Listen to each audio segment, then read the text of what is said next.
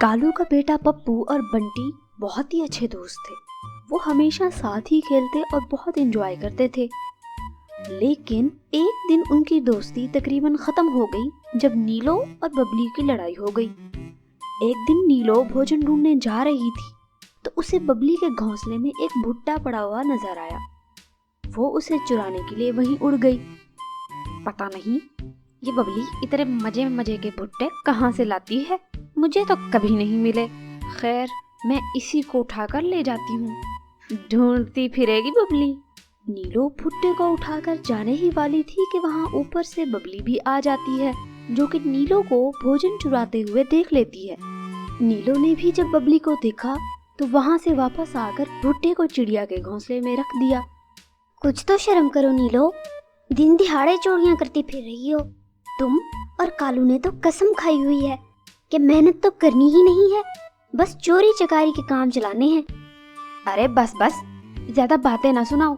वो तो मेरे पप्पू को बहुत ज्यादा भूख लगी हुई थी तो मैं गई, वरना तो मैं देखूं भी ना कभी तुम्हारे भोजन की तरफ। पप्पू और बंटी भी वहाँ खड़े पास ही खेल रहे थे। चलो पप्पू मेरे साथ चलो, आइंदा मैं कभी तुम्हें इस बबली के बच्चे के साथ खेलता ना देखूं। इसने एक भुट्टे की वजह से मेरी इतनी इंसल्ट की है। और यूं नीलो अपनी गलती होने के बावजूद वहां से गुस्से में चली जाती है। बेटा आप इस नीलो के ना बच्चे के साथ ना खेला करो, ये आपको भी खराब कर देगा और गंदी गंदी आदतें डाल देगा आपको। आप बुलबुल आंटी के बच्चे के साथ खेला करो, वो बहुत ही अच्छा बच्चा है। लेकिन मामा पप्पू तो बहुत ही अच्छा है, उसमें तो नीलो आंटी जैसा कुछ भी नहीं है, वो मेरा बहुत ही अच्छा दोस्त है। बंटी बेटा जिद नहीं करते होते, आपको जैसा बोला है आप वैसा ही करेंगे। नीलो भी पप्पू को लेकर घर पहुंच चुकी थी। कालू आज उस बबली की बच्ची ने ना ठीक नहीं किया मेरे साथ, मैं उससे बदला जरूर लूंगी। आई बड़ी मुझे नसीहतें करने वाली। हुआ क्या है नीलो, आज इतनी गुस्से में क्यों हो? क्या कह दिया है बबली बेचारी ने तुम्हें? अरे बेचारी किधर से है वो, मैंने आज उसका एक भुट्टा उठा लिया और उस भुट्टे पर उसने मुझे इतनी बातें सुनाई हैं कि क्या बताऊं। मैंने तो पप्पू को भी कह दिया है कि आज के बाद उसके बच्चे के साथ खेलता नजर ना आए मुझे। अरे पागल, भला इसमें बच्चों का क्या कसूर है? उनको क्यों खेलने और मिलने से मना कर रही हो? ये तो दिल के साफ होते हैं, इन्हें क्या पता कि लड़ाई क्या चीज होती है।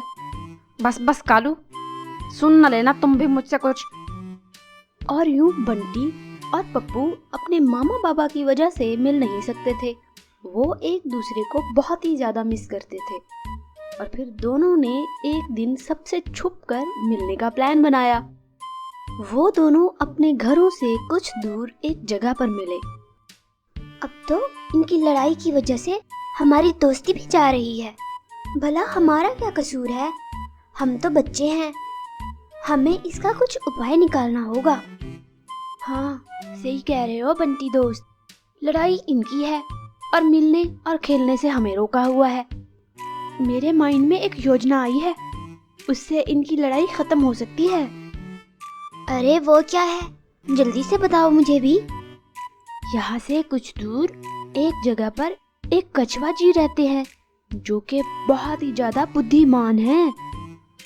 उनके पास सारे पक्षी और जीव अपनी समस्या लेकर जाते हैं और वो उनको सुलझा देते हैं। अगर हम भी उनके पास जाएं तो हमारी वो जरूर सहायता करेंगे। चलो फिर अभी चलते हैं उस बुद्धिमान कछुए के पास, हमें देर नहीं करनी चाहिए। वो दोनों वहां से कछुए को ढूंढने चले जाते हैं। कुछ देर उड़ने के बाद उन्हें एक जगह कछुआ नजर आ जाता है जो कि तपस्या में व्यस्त था। वो दोनों जल्दी से उनके पास उड़कर जाते हैं।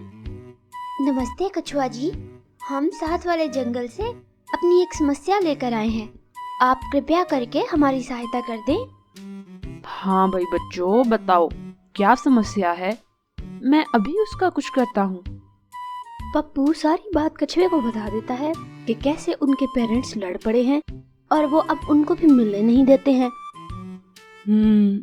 बस इतनी सी बात थी। देखो बबली और नीलो के बीच में नफरत आ गई है। इसको खत्म करने के लिए हमें उनके दरमियान में मोहब्बत डलवानी होगी।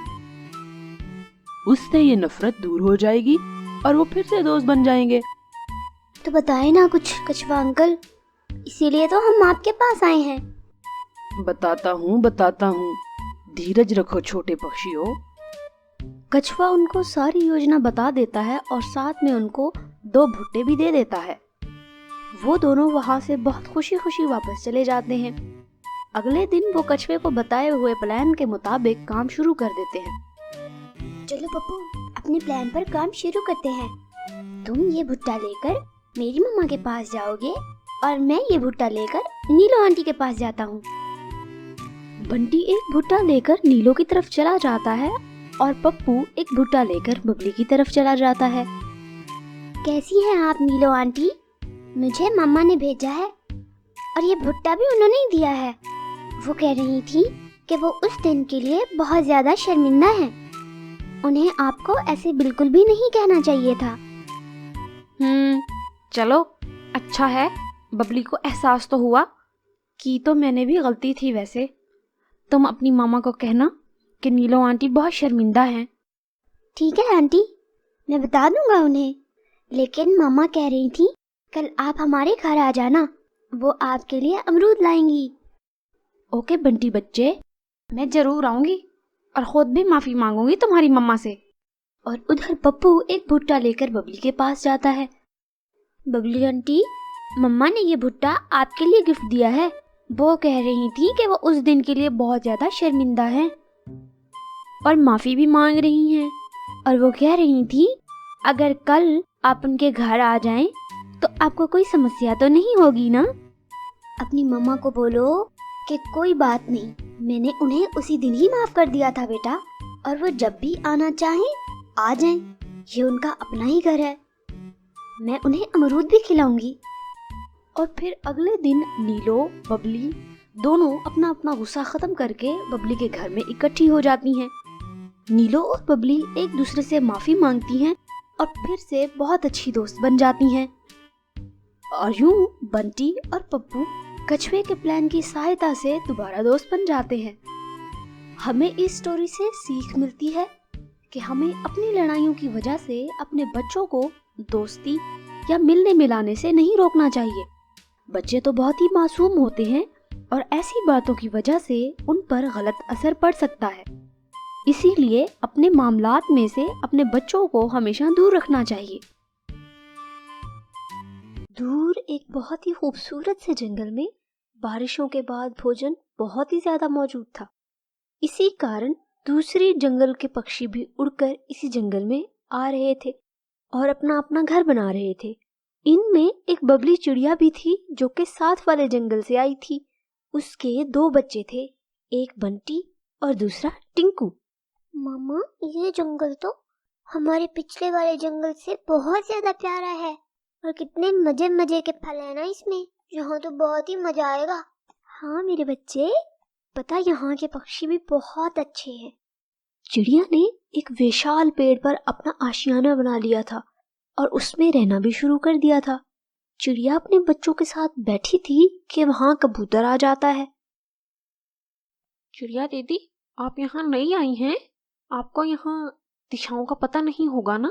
हम सब भोजन ढूंढने जा रहे हैं, आप भी हमारे साथ चलेंगी? मैं तो इसलिए कह रहा हूँ कि आपके लिए आसानी हो जाएगी। हाँ हाँ कबूतर भाई, मैं भी यही सोच रही थी, भला मुझे दिशाओं का कैसे पता चलेगा यहाँ। अच्छा किया कि आप आ गए। बच्चों, तुम लोगों ने यहाँ से बिल्कुल भी बाहर नहीं जाना। नया जंगल है, देखो कहीं तुम इधर उधर खो ना जाओ। मैं कहाँ ढूंढती फिरूंगी आप लोगों को। ओके मामा, हम घर में ही रहेंगे, आप बस जल्दी आ जाना। चिड़िया और कबूतर घने जंगल की तरफ चले जाते हैं। बंटी और टिंकू थे तो बच्चे ही, इतने खूबसूरत जंगल को देखकर उनका घूमने का मन कर रहा था। चलो टिंकू, हम ना जंगल घूम कर आते हैं, ज्यादा दूर नहीं जाएंगे और जल्दी वापस आ जाएंगे ताकि मम्मा को भी पता ना चले। टिंकू और बंटी दोनों ही जंगल की सैर को निकल जाते हैं। उधर सब पक्षी भोजन ढूंढ रहे थे, लेकिन कालू तो बहुत ही ज्यादा आलसी था। उसको भोजन ढूंढते हुए मौत पड़ती थी। चल कालू, आज किसी पक्षी को उल्लू बनाकर उसका भोजन लेता हूँ। नहीं तो चोरी कर लूंगा किसी का भोजन। मेरे लिए कौन सा नई बात है ये। अब भला कौन इतनी गर्मी में इतना उड़कर भोजन ढूंढने जाए। आखिर मेरी बुद्धि किस दिन काम आएगी।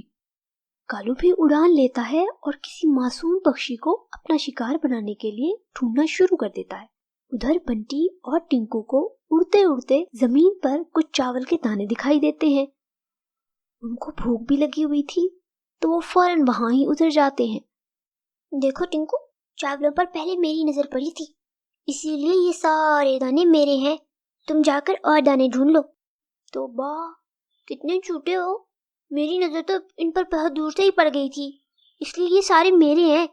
वो दोनों लड़ाई कर ही रहे थे कि पहले दानों पर किसकी नजर पड़ी थी कि वहां कालू भी आ जाता है।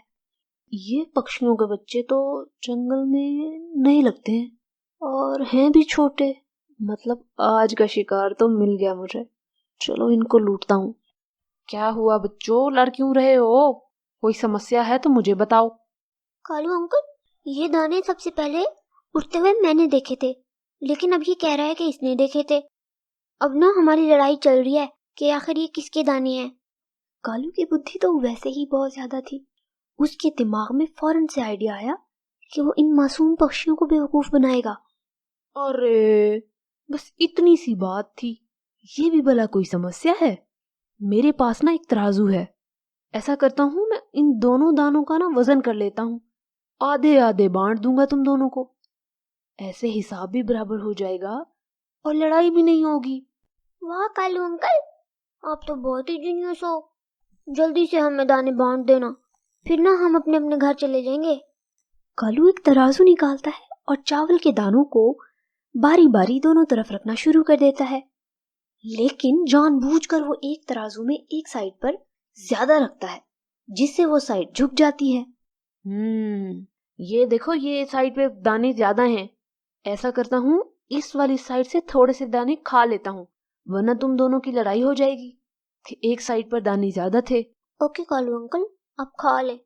ऐसे दोनों तरफ चावलों के दाने ना बराबर हो जाएंगे।